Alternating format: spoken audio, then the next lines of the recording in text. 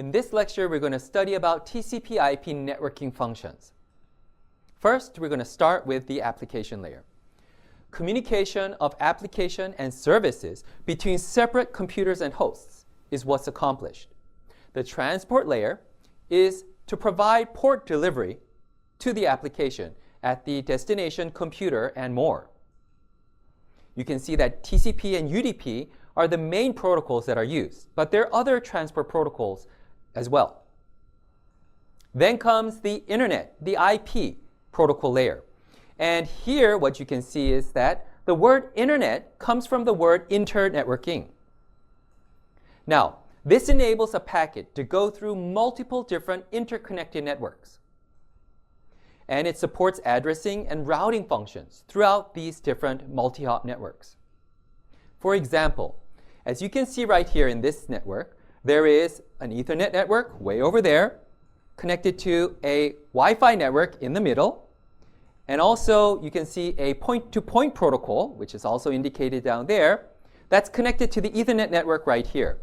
Now, in going through the routers down there, which are router 1, router 2, and router 3, basically, the IP layer is what makes these different networks transferable such that an IP packet can go through, and be routed to reach the destination that it's intended.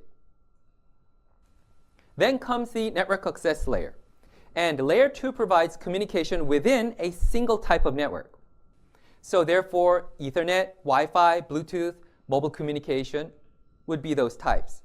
Within a network, it provides device addressing, priority control, error control, and flow control. Now, in local area networks, basically this device address that we call, this will be sometimes called the MAC address, where MAC stands for medium access control. As you can see in the physical layer, this is where the physical interface of devices and network to support signal sending and receiving are specified. In this, it typically includes like the medium and the channel characteristics and the modem, which are modulator and demodulator, word combined, and then the antenna. Now, for the medium and channel, this is talking about wired, wireless, optics, acoustics, and other signals. Then we have the modem, which is dealing with RF, millimeter, microwave, light, infrared, and other signal types. And then there's the antenna, which is actually going to send and receive typical signals.